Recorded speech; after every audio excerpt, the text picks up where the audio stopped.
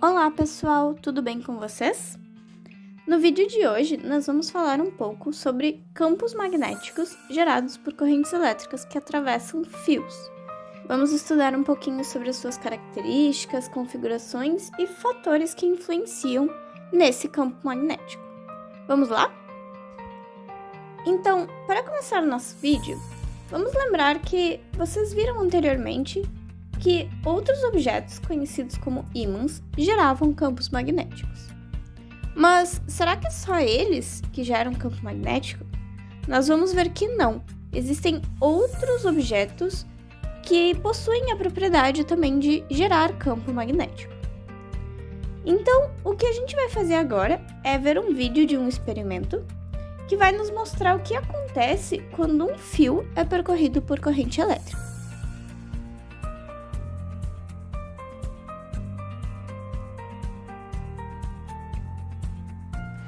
Nesse experimento, a gente vai tentar identificar o comportamento do campo magnético ao redor desse conjunto aqui de fios que estão na vertical.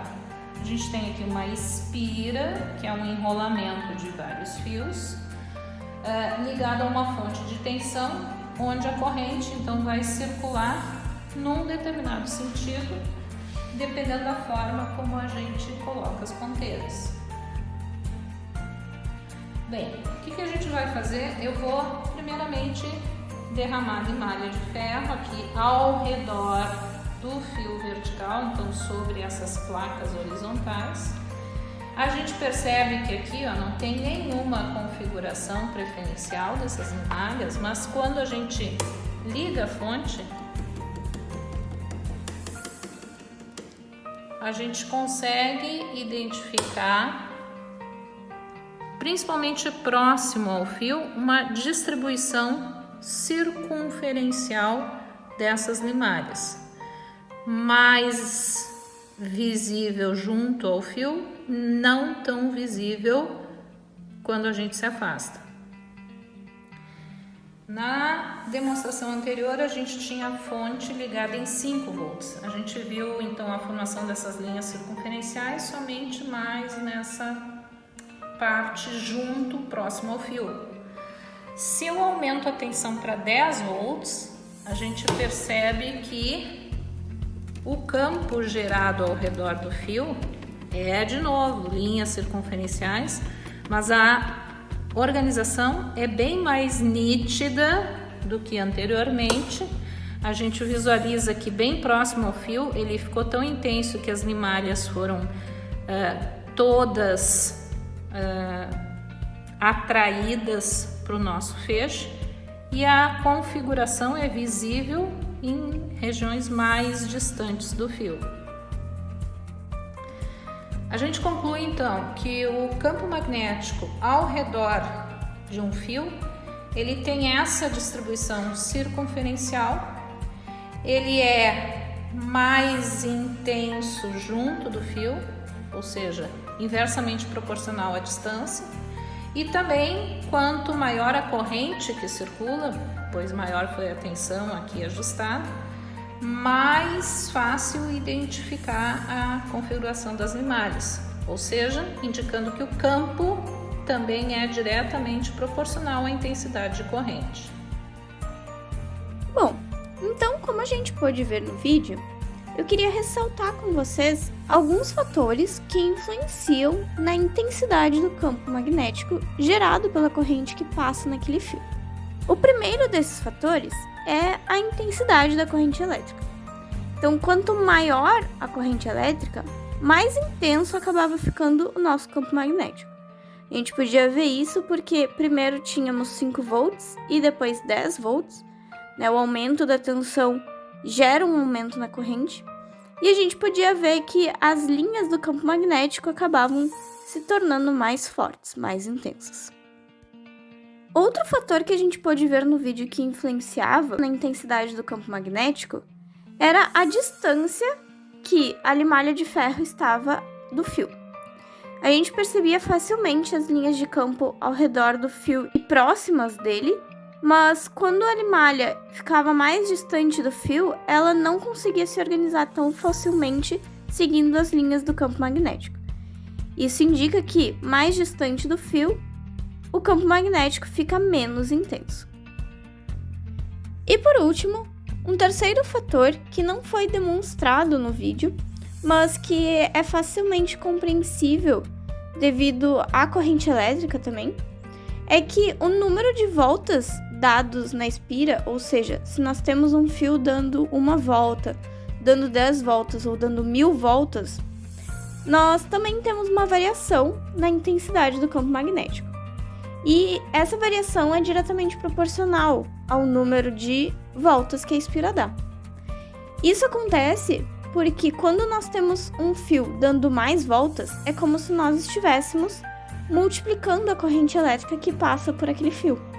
Então é a mesma corrente passando várias vezes pelo fio, mas é como se nós tivéssemos um único fio passando muitas vezes a mesma intensidade de corrente. Por isso, quanto mais voltas o fio dá na espira, maior é a intensidade do campo magnético também. Bom, então a gente viu quais são os fatores que influenciam na intensidade do campo magnético, mas como que a gente poderia calcular então essa intensidade, né? Encontrar um valor numérico. Bom, nós não vamos demonstrar aqui, já que para isso a gente precisaria entender um pouco mais de cálculo. E como esse é um vídeo destinado à educação básica, a gente não vai focar nisso. Entretanto, existe uma equação que nós podemos utilizar tranquilamente na educação básica, que nos dá o módulo do vetor de indução magnética, o B. Essa equação se encontra aqui dentro dessa nuvenzinha para ficar destacada. Então, o B, o vetor de indução magnética, depende de N, onde N é o número de voltas que o fio dá na espira. Então, como a gente viu, era diretamente proporcional. Quanto maior o número de voltas, maior o campo magnético. Mi é uma constante, é a permeabilidade magnética no meio em que estamos inseridos. Muitas vezes, se a gente for ver em exercícios de vestibular, por exemplo, aparece um Mi0. Esse Mi0 é a permeabilidade magnética do vácuo, especificamente. E, que indica o módulo da corrente elétrica. Aqui também, né, relembrando que quanto maior a corrente elétrica, maior o campo magnético, por isso ele aparece no numerador dessa razão. E embaixo nós temos uma constante, 2π, e também o fator R. O fator R é a distância do ponto em que estamos considerando até o fio. Como tínhamos visto também, quanto maior a distância R, menor é o campo magnético. Entretanto, o campo magnético ele é uma grandeza vetorial. Isso significa que para ele ser bem descrito, ele precisa de módulo, direção e sentido. O módulo nós acabamos de ver, é representado por aquela equação. A direção ficou clara no vídeo e fica claro também aqui nessa imagem. A direção são essas linhas que dão volta em torno do fio, né, e são circunferenciais a ele, significando que o centro dessas circunferências coincide com o fio, coincide com a passagem da corrente elétrica. Mas está faltando um desses três elementos que descrevem bem o vetor, que é o sentido. Vamos ver novamente um vídeo que nos mostra como é determinado o sentido dessas linhas circunferenciais que indicam o campo magnético ao redor do fio.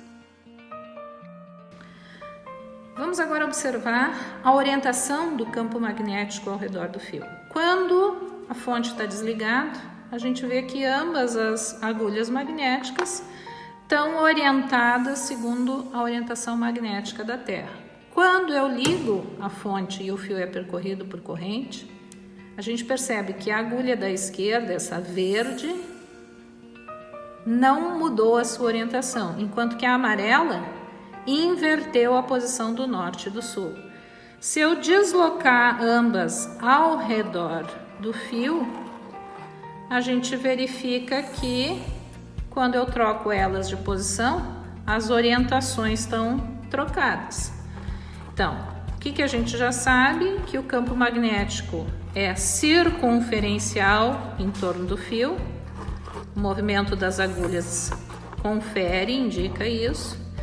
E o que a gente observa é que isso tem uma orientação. Ao redor do fio, o norte das agulhas está dando a volta num determinado sentido.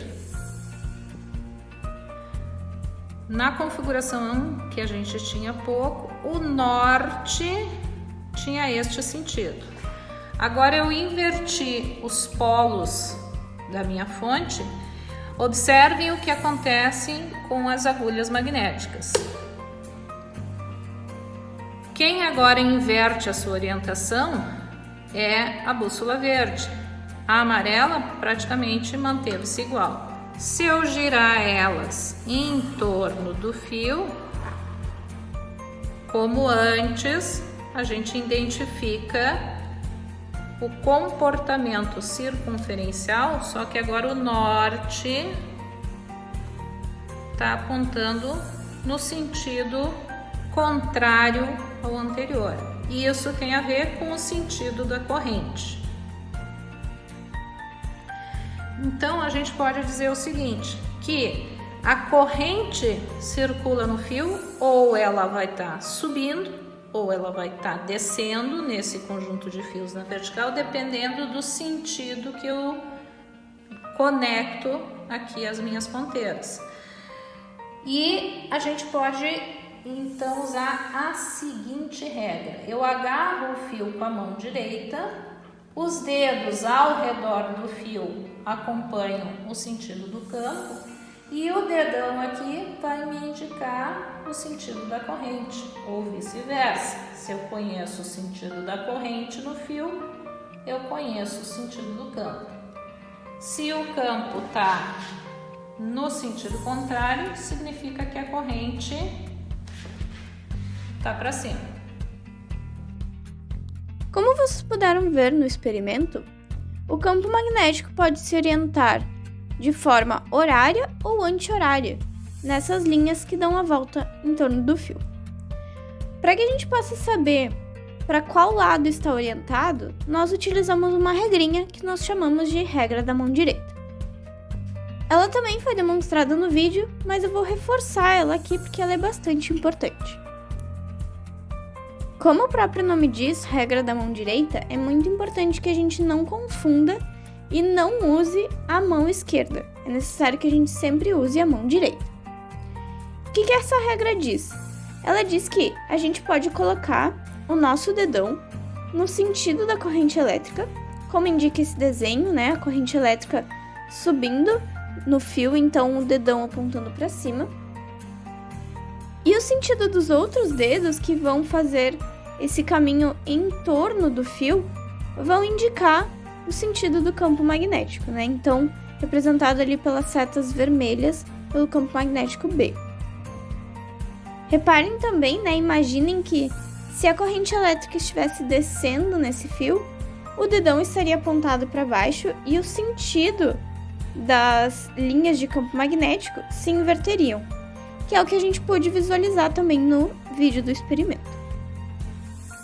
E um último detalhe importante que eu gostaria de chamar a atenção, que aparece bastante nessa parte de eletromagnetismo, é que muitas vezes nós precisamos trabalhar com desenhos em 3 dimensões, que acabam sendo meio difíceis de representar em um papel ou uma tela, já que nós temos que representar algo que está acontecendo em 3 dimensões em apenas 2 dimensões.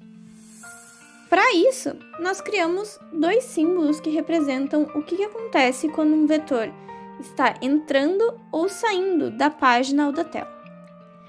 Nós criamos uma representação que indica o X como sendo entrando na página, indicando que o vetor entra na página, e um pontinho para indicar o vetor saindo da página.